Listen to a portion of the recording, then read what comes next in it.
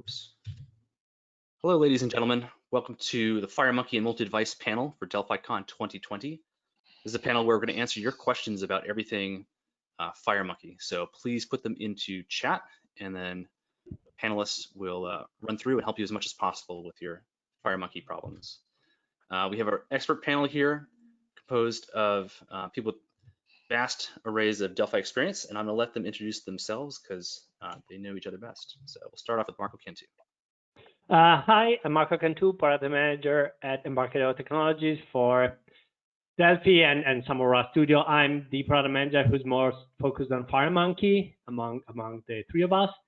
And what else? Well, I started programming a long time ago with Pascal related compilers and tools. I've been product manager for 8 years now. Published a number of books, and actually one is coming. Which is an update to the language book. And what else? Oh, I love Lego automation, and I have a fresco with Apollo God in my house, which is nice because it relates with Delphi. So that's it. Hi, everybody. Wherever you are, at whatever time zone you are in, welcome to DelphiCon 2020, to the FireMonkey panel. My name is Olaf Monian. I'm the CEO and manager of Developer Experts and Unternehmensberatung Monin, which is a consulting firm. I do, well, 99% Delphi consulting, and I have been with Delphi since version 1. I started actually with Turbo Pascal 3 point something, came from UCD Pascal before that, and it all started actually, I think, with Apple Basic, which is quite funny because FireMonkey allows us to deploy to Apple devices. So I'm back with Apple again. I got a master in computer science, and I got over 20 years of experience, which makes me feel old a little bit. And I'm the MVP coordinator for the German-speaking region, the region that we call DACH, that stands for Germany, Austria, and Switzerland, and actually one or two other smaller cities that are a country of their own. My contact information is down there. Just send me whatever you think. If there are any questions left over, just send me something and I'll try to answer. All right, that's from me.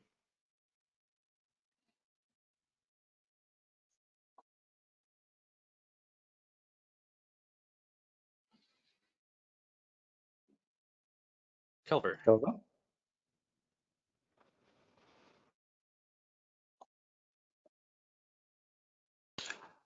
I think I'm having a kind of connection problem because I saw everyone on silence. Sorry, guys. Well, I'm Kelver.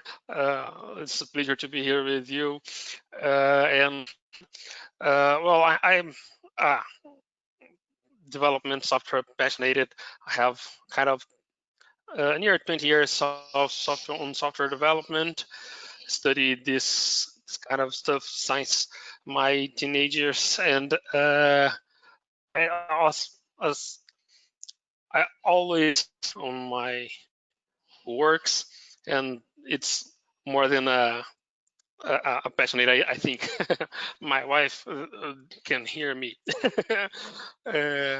So today I lead the services business unit.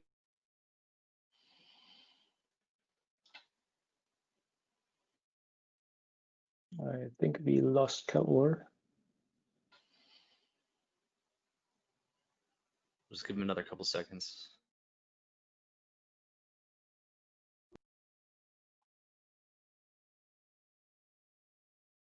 Yeah, let's continue. We might get back to him when he's online. Yep. Oh, you skipped Ray. Oh, there we go. Sorry. Ah, there we go. I'm Ray Konopka, the president and founder of Ray Software. I won't go through all the little details there. I'm also a principal software engineer for the Walt Disney Attractions Technology.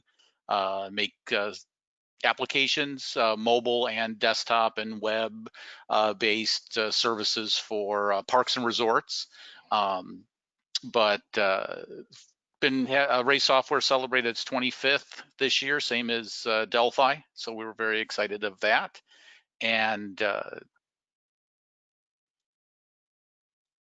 really my focus tends to be on user interface design and component development. So that's what most people kind of, know my sessions that are related to that. Yeah, so I guess we'll move on to the questions. I've done this for a long, long time. So I totally understand about feeling old. Sometimes it's weird, right?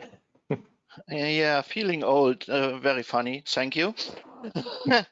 So I'm doing Pascal and Delphi development since 1981, and I'm started with UCSD Pascal, as you see here in the slides. Well, of course, nowadays I only program my applications desktop and mobile in FMX. I never touched an VCL client since XE2. And I like FireMonkey and the let's call it, I think Marco, you called it a game engine for business objects, something like that I have in mind. And this is the real trick about FireMonkey. If you have some kind of nice graphics card in your PC, you get faster application you ever seen than what VCL can do, because to compare, you have not these interactions between windows because everything is rendered with the GPU. So you nearly get 1,000, 2,000 frames per second if you want to do it. And that's why I love FireMonkey so much. And my main topic is normally of course, FireMonkey development kit. And nowadays I try to implement a nice framework for the MVVM pattern using with my kit and also standalone for FMX and VCL. And yeah, as you all know, in these days, with struggling with COVID and home employment and other people in my company have to work from home. So I had many hours to deal with this kind of infrastructure. And of course, all the necessary parts I do with Delphi. So I implemented some nice REST servers with Delphi to do all the communication stuff with my employees over our web server and so on. So yeah, in short, I love FMX. If you don't know me, please visit my homepage or my blog post, and feel free to ask any questions. All right, thank you for the introductions. Let's move into the questions. First question we have is, can Delphi FMX be linked against a C++.so file for cross-platform libraries?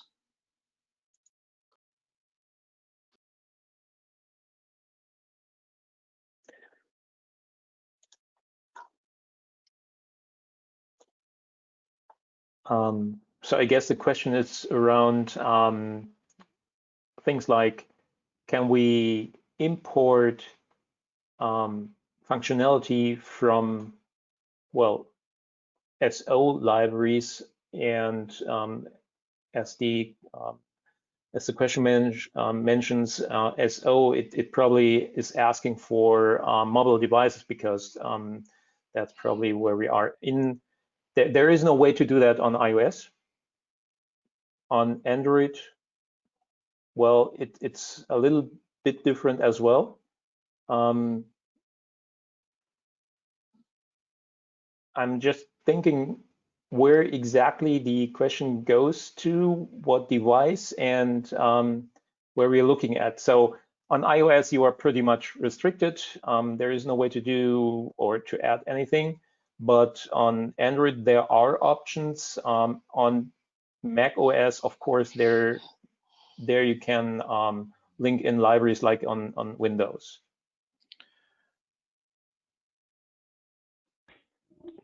Yeah, in general terms, you can access to APIs, but yeah, there are millions of different APIs, and the FireMonkey world has native API, has Apple's Java. Has Java-based APIs. So there are many different angles. In theory, there is nothing preventing you from doing it. In practice, it can be fairly complicated. Marco, do you think you can address the next question? Talk about Google services and what is and is not available to Delphi and how we plan to work them in the future. So we have started providing a few Google services.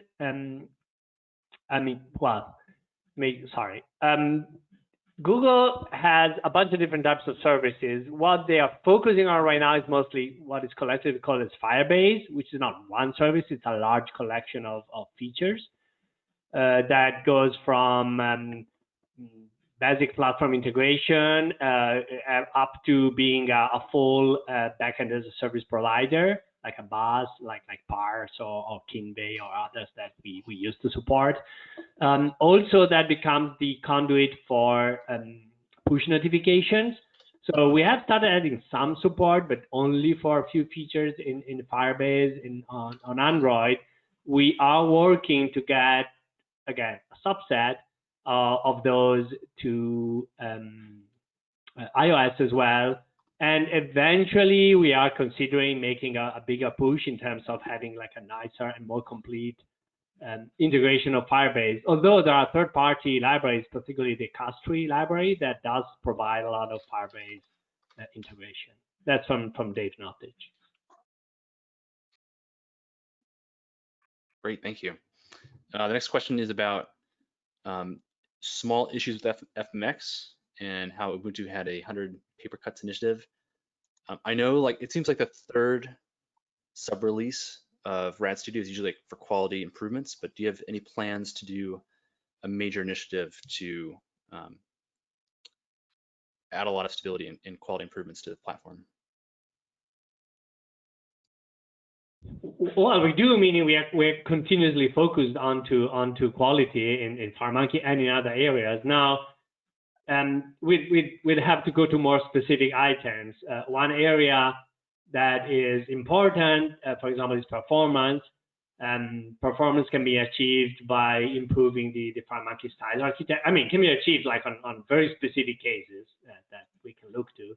It can be achieved by integrating or by improving the style architecture overall, and there is some room of improvement because that's RCTI based. And for example, we are spending effort improving RCTI that heads across the line. I mean, a lot of systems. The other big issue is the drivers, because the GPU driver ultimately has a very large impact on performance. And so what we're doing is looking for each of the platforms, how we can get faster or better drivers. We've just done quite some work on the Apple platforms by supporting Metal, which can provide faster performance. I mean, the same identical application built with the same library, which is FireMonkey, using Metal versus using the OpenGL can really deliver a different performance. On Windows, we're using DirectX, which is considered relatively fast. We have a room for improvement on Android, and we're doing research on optionally adopting a different GPU driver for that platform. But of course, if you have any specific case or scenario or issue, feel free to send me an email, or even better if the email refers to a quality portal report that we can look to and prioritize. Yeah, absolutely. I just dropped the quality portal URL in chat. Okay, I've seen this question a lot in the last couple sessions. When do we plan to support bidirectional mode for like right to left languages in FireMonkey? Is that on the roadmap? I think there's a repository on GitHub doing this. I'm looking for the link. There's also a commercial offer. So I cannot tell about the quality because I can't read any of the RTL languages, but I can paste the link here.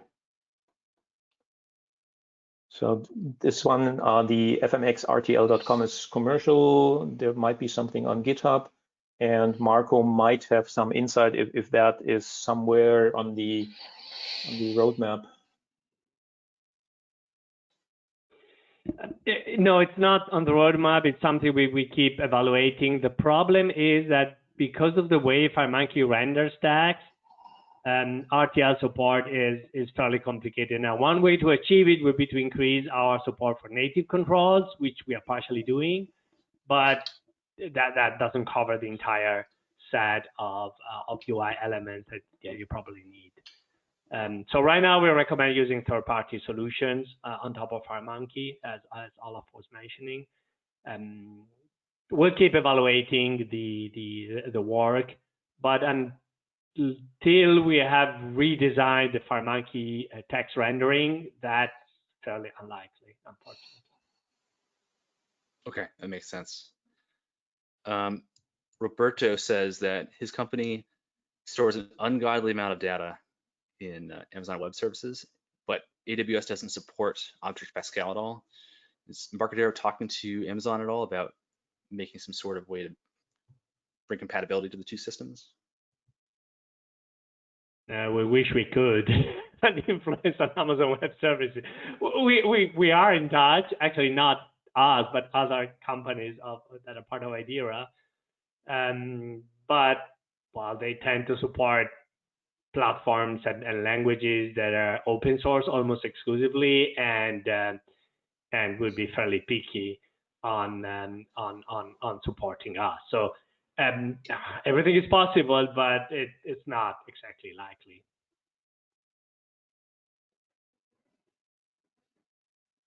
Right. Okay, following up on the Google services, does FMX currently support Google services location? It will from like mobile. FireMonkey supports location as a device service that is different, and can generally use geocoding services, which are part of the platform. So resolve an address or similar features. But support for the GPS has been in the system for a long time. Yeah, since day one. And maybe the question is somehow about maps. There is support for maps built in. It's platform dependent. So on Android, we have Google Maps support, and on iOS, we have Apple Maps support. There are third-party products that bring every map to every device. So you could have basically any map service that's out there on any device. If you want, if you go to third parties, there is TMS software, for example. They have pretty extensive map support. And It just probably a note is Oh, related, is also related to get the GPS coordinates on background, for example, on Android services. And in this case, a few years ago, I guess, there was some changes in the Android that you need from science, then you need to have a kind of live preview of your app on the screen. Otherwise, you won't be able to get your service running, and so you won't be able to get the GPS coordinates. So it's a kind of issue I saw some customers having since Android had this change. Okay, the next question is from Ricardo. If he needs to develop applications only for Windows, should he use traditional VCL forms or move to FireMonkey? I know we talked about how FireMonkey uses the GPU to accelerate performance. Are there any other considerations he should think about? Well, this question is not really easy to answer. It depends on several factors, I would say. From a Embarcadero perspective, the VCL is not dying or dead or whatever. So Embarcadero still puts effort into the VCL and keeping it up and running and everything. And there are new controls coming with every version. So if you are totally into Windows, don't care about multi-platform, whatever, you might maybe be better with VCL. But even if you are only thinking Windows, not having mobile devices in mind yet, FireMonkey might still be an option. On FireMonkey, several things work differently. The model, how the UI is constructed, is quite a bit differently. You have a different kind of a different kind of data visualization. The controls are different, how you visualize controls. So if you want to do a more modern approach, where I don't imply that the VCL is old or something, it's different. So take a look at both ends and make your decision on your basic on your needs. It's not something, oh yeah, go FMX or go VCL. It's look at both frameworks and figure out what's matching your demands best. I think one point of the FMX development, if you takes a look from mobile to desktop, if you know how to align your controls for different sizes of phones and tablets and everything else, you have easier job developing your desktop application on different of Windows resolutions. If you just step back, let's say 5, 6, 8 years, the only resolution you could depend on by your customers was whatever 800 by 600 on notebooks and 1024 on desktops. And nowadays the screen size is growing, and you have high DPI displays and everything else. And I think it's a kind of different UI design if you keep in mind that your application have to look nice under a small notepad on 800 by 600 and also on a 4K desktop screen. And with FireMonkey, you have the right tool. You can do two different things. You can create different layouts for different different resolutions, and also you can scale your application easily. So by two different types of things. One thing is you can provide images also nowadays on VCL with different resolutions, but you can also scale your application just by zooming in. Let's say if your desktop is, you design it for 800 by 600 and you will display it on a 4K display. This is not a matter of high DPI, it's a matter of designing your UI. And with FireMonkey, you can just say, let's say the layout or the frame, it's scaled by 2.5 and everything is scaled by the GPU, and that's the trick. And if you keep that in mind, and also the possibility to do Ubuntu or macOS with the same source code, that's the trick. So there's a question or comment here from Ewan. Says, Delphi once ruled on desktop. Now please make Delphi rule on mobile. I would say Delphi still rules on desktop. The VCL is way better than all the alternatives. But I think so. FireMonkey is fantastic on mobile. I've talked to a lot of people who've done a lot of amazing stuff with it. But I have a really fun story recently.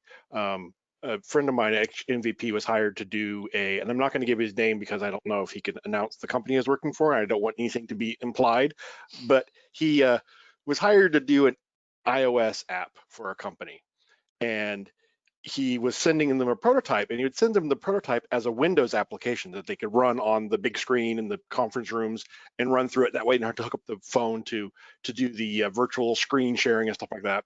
And then they're like, a while they're like, wait a second, this is a Windows app, isn't it? And he's like, yeah. He goes, well, why are we paying this other team to do a Windows app? And he's like, I don't know. It's like, so this could be a Windows app and an iOS app. He's like, yeah, and an iPhone app and an Android app and a Linux app. I'm like, what? He's like, yeah, I told you this. And I'm like, why are we having other teams doing this? And so they just fired the other teams and hired him to do all the platforms. And he had, he said, it's not going to be free to do these other platforms because I have to test it and make there's some platform specific features. But I'm 90% of the way there already. And they're like, it was funny because he tried explaining that to him at the beginning, but they didn't get that. And so they had other teams there trying to hire to do these other platforms. And they were behind too. He was like almost done, and it's like, you're almost done. We hired you after we hired them, and they're still struggling with stuff. So it was quite entertaining. Hopefully we can get some details to share the company he was working for at the time. But and I'm sure part of it, I mean, he's a great developer. I'm sure that's part of it. But they had a few, some of them had pretty good sized teams working on them as well. So let's see. I mean, what you just talked about, it's basically answering Dave's question here. As a newcomer to Delphi 10.4, looking forward to trying FM. And what are the unique points over other tools for cross-platform? It's what you just talked about. You can create applications for every platform just from a single source, and it's all native. It's native on Android, it's native on iOS, and it's native on Mac and Windows. And that's the big point and the big advantage over most other development tools that we have here. And it just works. You don't have to deal with, with some sort of web applications that get wrapped into some container thing or weird things, even though I'm not saying it's bad, but Electron apps are at least looking a little bit weird. So it's all native, and that's basically that's the point. It's speed. We are compiling direct to ARM CPU code, and that's the trick. Not any kind of P code stuff. No, it's running on the CPU, and I think if you are a VCL developer, just remember one rule of thumb: if you start FMX, do everything that is not UI related in the background thread. Keep as much as possible time for the main thread doing the UI stuff, and that's the trick. And if you're doing so, you're getting faster applications on every platform, and I think that's the point. And also for the development time, just remember, if you use this tool for Android and this tool for iOS and this tool for desktop, like Jim said, why? Just use Delphi and you're done. And perhaps your UI looks a little bit different on desktop and on mobile, but I think you're pretty faster than with other tools.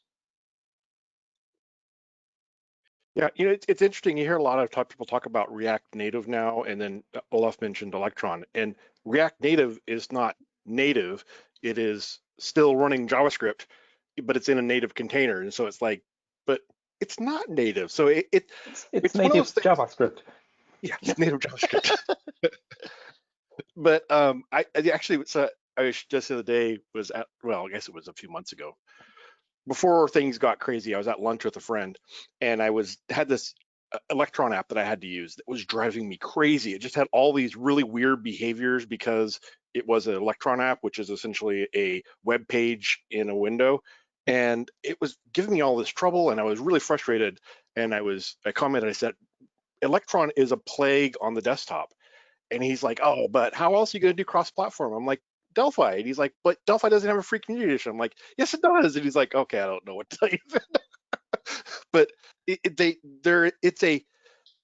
some people point to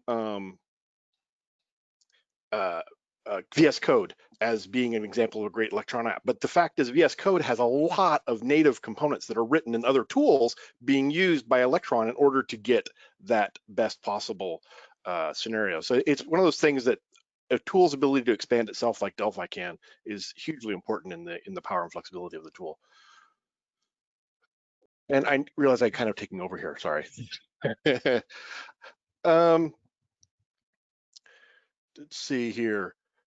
Marco, this is kind of a question for you as far as Alexa integration goes, and I said it without waking up my Amazon Echo. Is there any plans to add more of support for that on desktop, or I guess even mobile for that matter?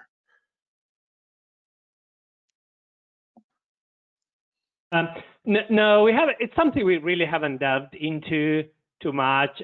We can certainly consider. I'm not exactly sure what's actually required for Alexa support. We have been considering Cortana support because that's like a built-in Windows feature, but Microsoft for now has never allowed native apps to play with Cortana. It has to be a fully managed, fully WinRT app. I mean, not managed meaning .NET, but meaning WinRT. They promised, I mean, a year ago to make a Visual C++ working demo available, but well, they haven't. So it's probably not working. But no, for Alexa or with the Google thing or others, we don't have a specific technical requirement, but we will be more willing to consider.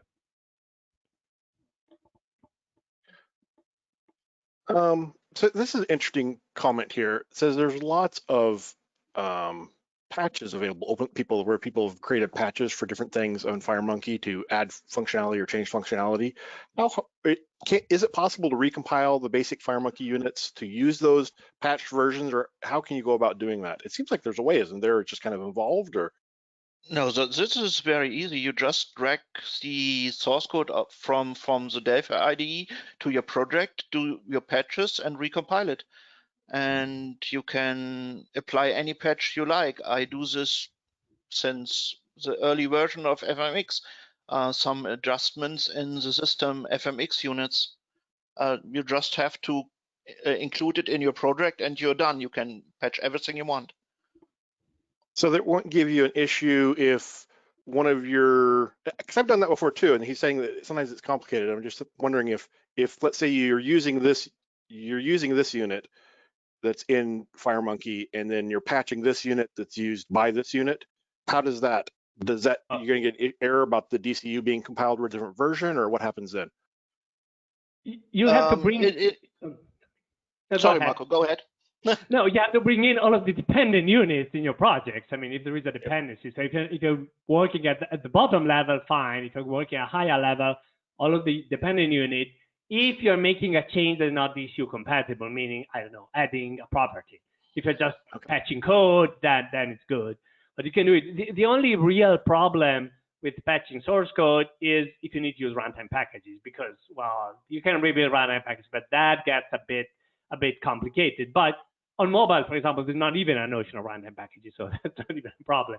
On Windows, it might be, but if you can do without it and compile to your XE, then you should be good. Now, occasionally there is a dependency or something that's causing trouble. It has happened, mostly around generics, but it's a rare occurrence where and it's our fault. I mean there is some bug in the process if it's not possible. Yeah, and it's something you can do basically with every part of the RTL, VCL, FMX.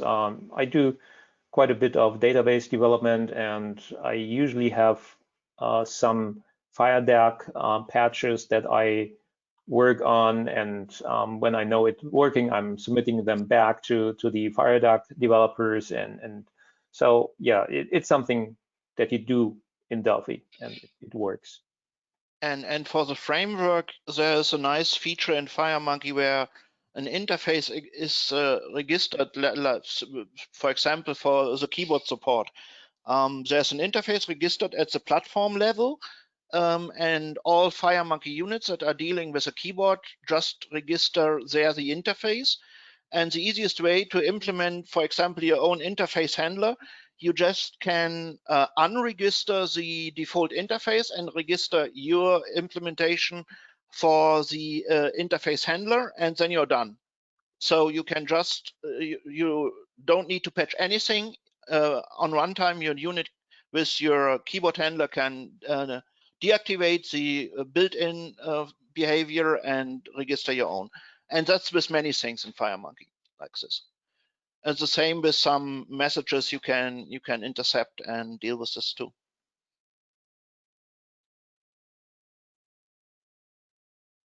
So there's a question here about a Delphi FMX library for Python for Delphi. Actually, I'm working on that right now, so stay tuned. And they commented here, VS Code's still pretty slow on Windows from my experience. Yeah, it's the best case scenario, but it's still not as good as it could be.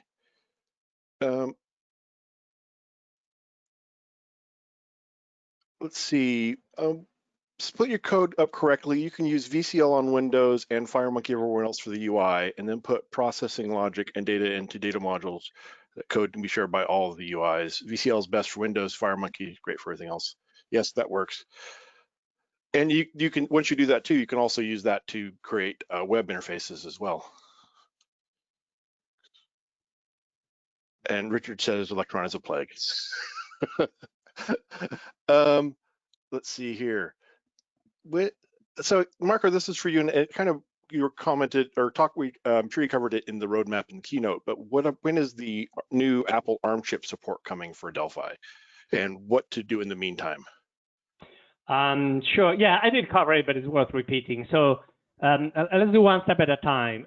Apple has released new hardware, well, last week, and the hardware by design has a software layer that offers an extremely good compatibility layer for Intel applications. So if you have existing applications that you build with, I don't know, any recent version of Delphi, 64-bit, I mean, not the 30-bit ones, for the Apple macOS platform, those applications run fine on the new M1 or the new Apple Silicon hardware.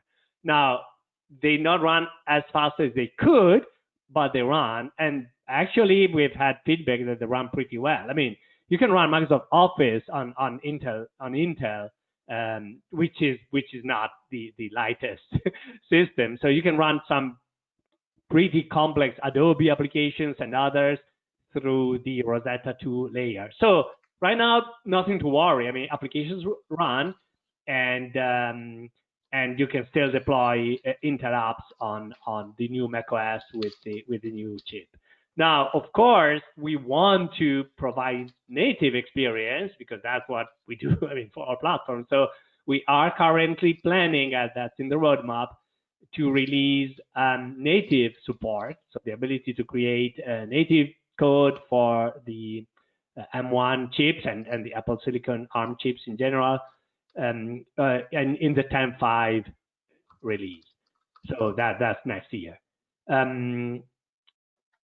So that's kind of the idea. We want to get there, but it's not really a blocker because Apple provides a very good compatibility layer, and we have done some significant testing, and we haven't seen any particular problem. I mean, you can run the Intel PA server on Big Sur with the new hardware. You can deploy applications and things work fine.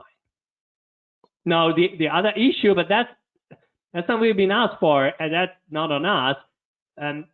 There is a potential issue of running RStudio in a virtual machine on the new hardware. That's a problem for VMware, and for others, I don't know if they're going to solve it. I mean, there's nothing we can do. So the only risk or problem that we might face is that our development tool that today runs nice on Mac hardware through Windows emulation layer might be a bit more problematic.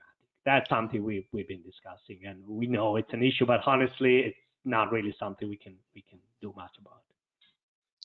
There's another question on the ARM chip. How do we have you provide an Intel and an ARM package for the stores so that the Intel user can still use the Intel code and ARM user can use both? That's what Apple calls the universal package. And I think we've done that before, or Embarcadero did, when they implemented the 32-bit and 64 bits Yes. for iOS. It's pretty much the same, so it's more or less a question of, well, get some stuff done and bundle the package. Yeah, no, that's something that we'll certainly consider when we do 10.5. Notice though that it's slightly different compared, I mean, the macOS platform compared to iOS, because an iOS store is the only way to install, well, unless you hack things. For macOS, store remains an option. Now, there is a push from Apple, but there's also notarization, so you can submit your application to be vetted and be able to install them directly through a download. So while we will try to, do our best to have full support for the store with that model, it's not a total blocker like it is on mobile, where if you can get to the store, you can get to the device. It's probably basically a package that you have to build and supply the pinfo file and stuff like that. So the tooling guys will have plenty of stuff to work on. There's a question here about like charts and graphs for FireMonkey, if there's some controls, open source or commercial, that would be recommended for using with that.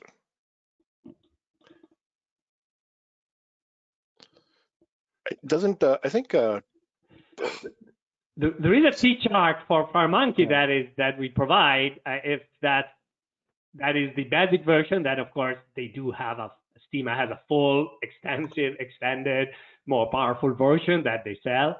I know that there are others. I don't have any experience with other charting tools, but I'm pretty sure there are other options.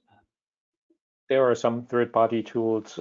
Again, it's TMS software. They have something in their packages. So there are quite a few options. Yeah, Steema and TMS with the I would recommend. I think that there's, I don't know, there's other ones as well.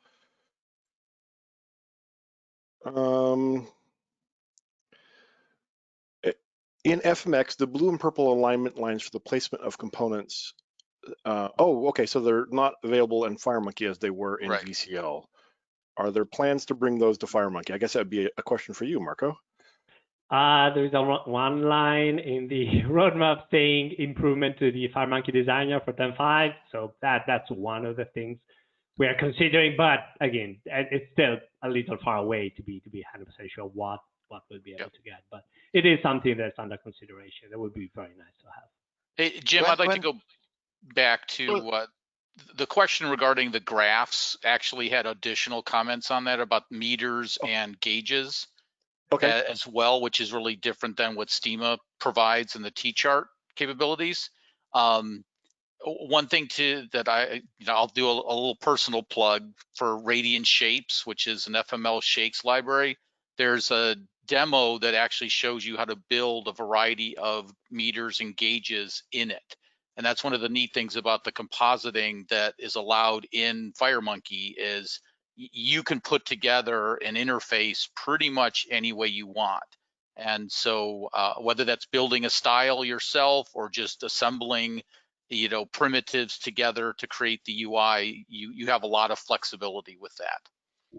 Yes, for a simple gauge, it costs you 10 minutes to build in FireMonkey with some polylines or something like that, and you can rotate everything by the engine. That's a trick. In VCL, you have to deal with all the different angles of lines and so on. And with a vector graphic engine included in FireMonkey, you can build this little gauge with movement and everything else with bouncing in minutes. That's an easy trick with FireMonkey. And for the question Marco already answered, the blue dots and the guidelines. First, when I start with the FireMonkey development, I hardly missed these guidelines and the blue dots. But by designing a mobile application where you normally put everything in some alignment, let's say align client, align top, align left, align right, and everything else, and every part of the UI composed with layouts, which is native rectangle, like you use panels in VCL. One thing about FMX, every component could be a parent of every component, and that's a trick. You can stack your UI development in this way, and as you have to deal on the mobile platform with many different screen resolutions, you normally don't put a edit box or button like on 1010 or top 200 left 800 or whatever. Normally with mobile UI design, you never do this. You align everything, and that's a trick because we have, let's say, 8,000 different Android screen sizes, and if you're dealing with devices with every screen size and aspect, you are not able to do any direct X and Y coordinates for your control. So with alignment, you have to use anyway. You don't miss the guidelines and everything else because you align everything left or right or top or center, whatever. That's a really good point. Yeah. So Marco, here's another question, I guess, for you. FMX Linux, is there going to be more integration with that into the IDE, or is it always going to remain a separate install from Git? Well, right now it's a separate install because of the way it is. Well, development is happening, and it's part of the licensing and agreements we have in place. But technically, it's not much difference. I mean, when the first release in 10.3, there were a number of issues in terms of IDE integration. For example, once you were selecting FireMonkey, you couldn't drop components on the farm because it wasn't recognized by the IDE. And there were some other hiccups. There was the need to a special DLL that was in place to kind of hack into the project management system to add Linux support through an extra menu item. So all of this has been taken care of. So in terms of integration, once you've installed the package, it should be as smooth as any other platform for FireMonkey. So for the time being that we are keeping that model, it also helps getting patches off cycle or not sync with the rest of the product, which is generally good. So another one, actually, and it's kind of for Marco, but it would be for everybody else as well, I suppose. If Embarcadero was to release a IDE, a cross-platform IDE, would it be in FireMonkey or would it be in Swift, Cocoa, Qt, or what? Embarcadero would certainly be buying Visual Studio licenses to do that, right? Of course, yes. No, sorry, we want the performance, please. Yeah, and honestly, that's so far away that we don't have any specific plan. It would be a very significant effort to create like a complete IDE, a complete cross-platform IDE. It's not easy, and the proof that it's not easy is that if you see what Microsoft is doing, they have not made Visual Studio cross-platform. They have created another project which is different. I mean, and hasn't got a feature parity compared to Visual Studio. I mean, if you're doing C#, you're not using Visual Studio Code. If you're using JavaScript, which was not even an original Microsoft language, yeah, then Visual Studio Code is absolutely great, and so for Python, for many others. They're improving it. They're adding more languages, they're adding features. But if you want a nice, deep Windows development experience with the Microsoft tools, you go for the full Visual Studio, and this happens to run on Windows only. So that kind of explains. If Microsoft is having trouble doing it, I mean, you can guess this would be a little more difficult for us. Now, if we were to consider it, yeah, I mean, we could consider using FireMonkey, but again, that's a significant amount of work. We could also consider leveraging an existing multi-platform IDE with an open architecture, and Visual Studio Code is one of those. I mean, it's not the only one, there are others, because that would save us a significant part of the effort. But the problem, again, is that, I mean, if it's editing code, that's not a big deal. Actually, kind of use existing tools today. The problem becomes providing compilers and tools and linkers and all of the tools for each of the target platforms, and then providing a nicely integrated debug experience for all of the platforms, and then providing designers like form designers, database connectivity, and tools. That's a lot. I mean, it's not. I mean, the editor is the easy thing, but the rest of the IDE is huge compared to the editor alone, and then where things get slightly more complicated.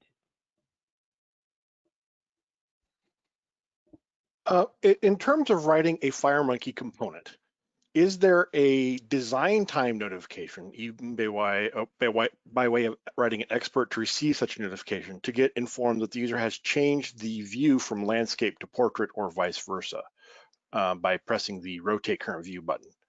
At runtime, one can know about orientation changing on a device, no problem. So this is specifically design time. So I'm not sure how you would get design time notification of how an application is being ran, but so maybe it's saying, is there a way that you can just specify at design time in runtime do this, at runtime in landscape behave like this, in portrait behave like this? Does that make sense? Oh yeah, absolutely, because it's very similar to whether the component messages that come through on the VCL side. It's the equivalent of that when you're in the FireMonkey designer. Do we get anything aside from the the stream messaging that comes in when you load your component and so forth? As I have not stumbled across anything with that the designer's been rotated that you would get that, but I mean, I'd make a quality report, send that over, and get that possibly looked at in a future enhancement if it's not. But I would kind of was pondering it as you were reading it, and it was more along the lines of like, why would I want to know that? Yeah. Because at the one level, I kind of get it from the knee-jerk reaction is like, oh, that would be kind of neat. But if I'm designing my app, I'm already be able to respond to size changes and layout changes. So as long as I've designed my interface to respond to that, if I were to rotate it design-wise, my individual component, unless I'm building a container that's specialized layouts, so almost a responsive panel in and of itself that would take care of doing that for me, then I could see wanting to know that the device changed. Then I would know, oh, I'm landscape, I want to do this in an alternate way. But that's right now, that's the only thing I'm thinking of why I would want to know that distinction. I think the problem is, Ray, normally you do the design and you're not able to rotate the design window. But if you not select the master view, if you select the device view, you can select different devices which have different orientation. Right. And this might be, if you change the device preview, this might be worth of thinking to get this kind of notification. But also, I never run into this problem because no need at design time.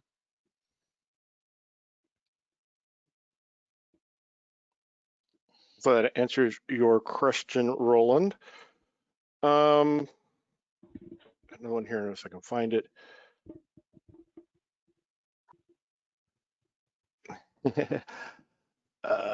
Let's see. No, I already covered that one. So for development of apps, would you recommend, or how would you say FireMonkey compares to, or what would you recommend out of FireMonkey or portable web apps or just regular web apps on the phone? And why would you choose one over the other, I guess? I mean, portable web apps have the beauty of, well, they just run on any device, no matter what. It's just HTML, and it just works if there is a web browser. But the limitations that you are not actually running on the metal. You have an abstraction layer between you and the device. You have to deal with limitations like how much storage do you get from the web browsing environment. I have a project where one group designs a web application or mobile portal, whatever application. It's done with the Ionic framework. The guys who do that, they know the framework pretty well, and the application looks nice. But as soon as you get into specifics of, oh, here we need quite a lot of internal storage. We probably need 50 or 100 megabytes of storage that we just need because it's some complex calculation and you have a lot of data on, and you need that on your mobile phone. Oh, we have images that we need to process first before we send them up to the service. All these things are getting complicated in web applications, and that's the distinction from developing a native application that we can build with FireMonkey and Delphi. And if you want to access the hardware, if you want, well, all the memory that's available, you want full computing power, it's native. And that's my opinion. Of course, if you only have HTML capable resources, designers, it takes a while to train them to do the same thing on Delphi. That might be a reason why you would choose a HTML-based solution over Delphi. But that's more, well, getting resources. Perhaps if you have a decent web server that is already in place with a nice REST service doing all the stuff, it might be worth to think about it. But in any case, I could also catch the data with Delphi in a background thread from this web servers and display it with nice FireMonkey controls. So sorry, as always, no, sorry, use FMX. So there's a question here about high DPI on FireMonkey. Does FireMonkey support high DPI, and what do people need to know about that? I mean, for me, it works well.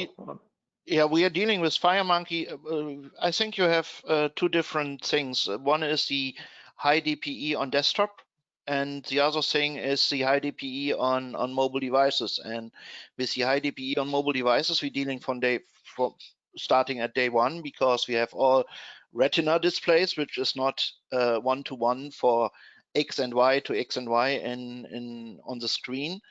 But we also have the support for high DPI screens on desktop, so no problem at that point. If you don't know the technique of FireMonkey, how to use the X and Y system on the screen, let's make it clear.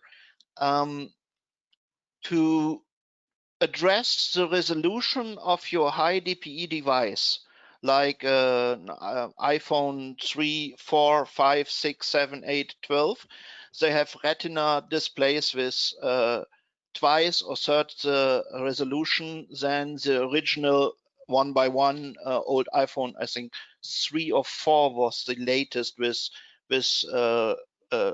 native resolution only. You are unable to address, okay, you are able to address the native resolution, but remember what it was a problem in the early days, where you have, like, say, an iOS device with scaling 1, an iOS device with scaling 2, and an Android device with scaling 1.5.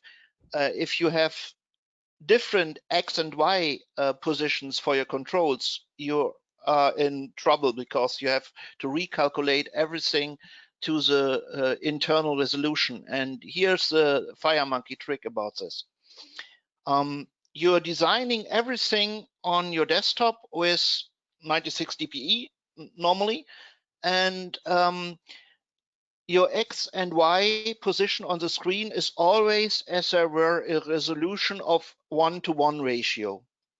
And if you want to address the double resolution of a next generation iPhone or on the Android device, you have to provide graphics. And graphics are able to, with the multi DPI graphics image, is able to provide for the same amount of space a graphic with a double resolution. And that's the trick, because also on the latest iOS 12, iPhone 12, your position on the screen is native to 1:1 resolution, but the real resolution of controls and graphics are 2 times, 3 times. And this raster you get from X and Y, it's always the same 1 by 1, and only the amount of more pixels you get because you have a higher DPI are done about over styles and also about with graphics. And that's a trick why the same application looks the same on 1:1 ratio device and also on 2 or 3 resolution Retina screens. Great. There was a question here about resources for people getting started with FireMonkey, like books and such. There is a 25% discount on Andrea's new book on the perks page. You can go check that out. Any other resources you guys would recommend?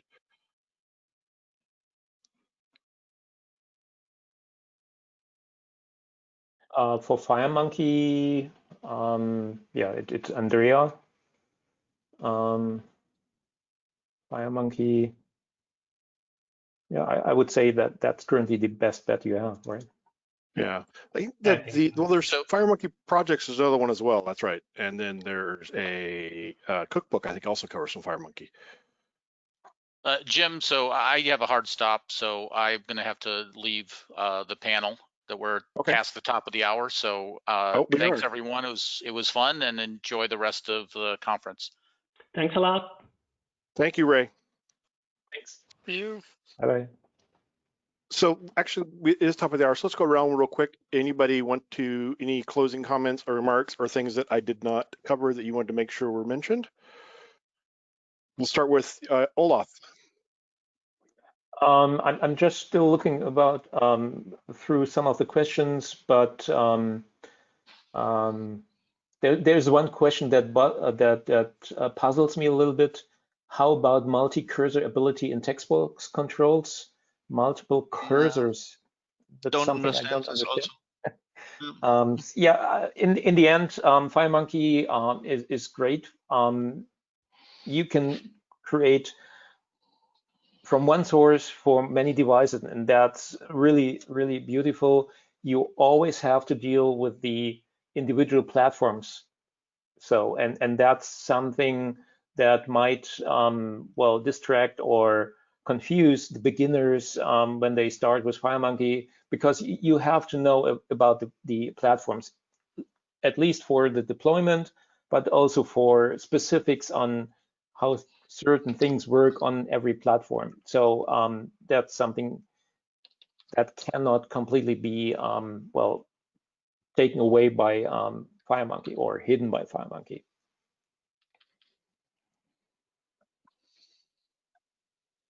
So there's a comment that the discount code wasn't working for the books. I tried it on Amazon earlier and that was working there. It gets added automatically if you go to the link on Amazon. I was having trouble accessing Packet's website. I did email them. Hopefully we can get that resolved. Let's go, Kelver. Any closing comments or thoughts before we go? I don't hear you if you're trying to talk.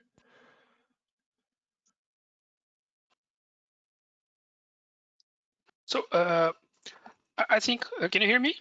Yeah, I can hear you now.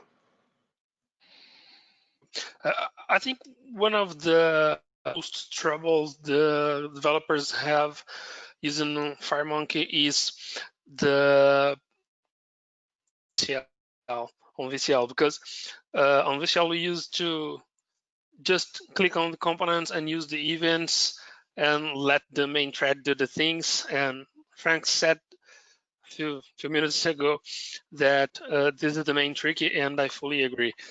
You should know a little bit about the OS you will run your app on. So that's the main trick, I think, and the main suggestion I do to the developers to learn a little bit of the Android and iOS, because they have some way to do some things, and this generally stay on the Delphi side. They think that Delphi don't work on these scenarios. So I fully agree with Olaf that when he says that FireMonkey is really great, it does the job well done. Never had any troubles, except by those one implied by the operational systems. We need to know them to be aware of. Yeah, and that's a really good point about making sure you're testing on devices and kind of aware of the devices. And there are some things that will be device specific. And if you think about it, you wouldn't develop a Windows application without ever using Windows or installing it on Windows, which seems like a silly thing because I guess your IDE is running in Windows. But if it wasn't, you would still, you'd still want to do that. So that's a really, really good point. And FireMonkey gets you, 90% of the way there to the cross-platform without even thinking about the individual platforms, but you still need to test it on the devices and think about the platforms. Absolutely. Yeah. And even though there is a emulator, just use a device. It's just better. It gives the real experience. Always, yes. Oh yeah. Oh yeah. One point is the mobile ecosystem is changing so fast, and sometimes it feels a little bit that Embarcadero is trying to keep the pace to get all done what Google and Apple like to change every new version, and this is a little bit horrible. But I think in the last few updates, Marco Embarcadero did a great job, and with the latest version, some of the bugs and the quality is very good and better than the last version. I love it. And one major point is you have to remember, if you are a FMX developer or you want to start your FMX development, if you're not using the latest version and you have no subscription or dealing with 10.2 or whatever, sorry, I don't talk to you. If you try to build an FMX application for mobile with not the latest version, I'm sorry, talk to someone else. Yep. In 99%, it's impossible to get everything working with the latest or the version before, because the ecosystem is changing so fast. And if you want to address all the things like the gap from 32 to 64-bit, and you have to provide the package for both, and then you need an update for the next version of iOS, and then the Android platform JDK has changed. No, don't try to develop FMX with an older version than the newest. Do it. Don't do it. Yeah, I actually have had a few times people have been like, "Oh, this isn't working. How do I get this to work?" And I'm like, "Man, it's working for me. What's going on?" And I'm like, "What version are you using?" And they're like, 3 versions old. I'm like, "Oh, yeah, sorry, that won't work." Yeah. That's a new feature. It didn't exist then. Whatever. And then last, Marco, anything you want to add? No, not much. I mean, as others have mentioned, we're really focused on improving the core of FireMonkey. We might not add like a ton of additional new components and things. There are a lot of third-party vendors. There are lots of open source libraries that provide that. And we have really tried to stay focused on the core, on making sure that FireMonkey works on all existing platforms and follow the platforms as they move, like the macOS one and Android 64-bit before that, and Mac 64-bit before that. So it's always moving, and we're also considering new additional platforms for the future. If you go to the roadmap and the research page, there are some interesting hints of things that we are considering, discussing, make some research about. So we really think FireMonkey has a chance to remain a great library, remain on top of some of the other options out there. It's interesting to see that FireMonkey started with a model and an architecture. It's made a few changes here and there, but it's been mostly, I mean, bringing over and one architecture, which is using the style, using an abstraction layer, and the ability to drop in native controls when useful. If you think about what other people are doing, they've been going back and forth like a million times. That's been true for Xamarin, which decided, oh, you have to go native, and then they decided to introduce forms, and now they're talking, oh, forms can do like everything. Well, that wasn't like you had to go native, or that would be dreadful. Yeah.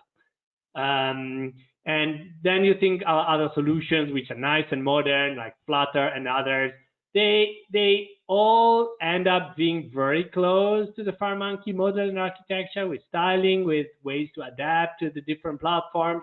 So technically they're not identical, but the architecture is very similar. But on the other hand, I mean, some of these other solutions are starting to introduce something that looks like a designer, but the design is not even platform focused. And they say, hey, you can click a button and shortly your UI will show on the device. I mean, you can build your application and see its output on the device, and I mean real time. I mean, FireMonkey offers some pretty unique propositions that are above and beyond what other solutions have. And now, of course, yeah, it's true, you can use web technologies, and you can even use them on Windows, and you create these great applications that do nothing and take 1 gigabyte of your RAM and 20% of your CPU for doing nothing. Fine. If that's the plan for the future, we are out of business. But I don't think it is, I mean, honestly. And so we can still have a say in providing native, good performance, powerful apps. Another thing is like comparing to other light solution is a modern phone has easily 4 to 8 cores, and tomorrow we'll have 16 cores and so forth. So you can use parallel library, you can use good old threading, you can use a lot of techniques. Well, try to use heavy threading in a JavaScript application, you have some trouble there. So I think the technology that FireMonkey provides is great. Again, we need to stay focused on supporting the platform, improving the quality, and make sure that we provide a great solution. Yep. Yeah, someone commenting that high DPI is when you go to buy a monitor, they don't say that. So generally, if it's 2K or higher is a high DPI monitor. It really comes down to if you're using scaling on display scaling. But anyway, thank you to all our panelists. The next session's already started. So thanks for being part of this, and thanks to all of our attendees as well, and for everybody's all you do in the community. So thank you. Thanks a Stay lot. safe. Goodbye. Bye-bye. Everybody. Thank you. Bye.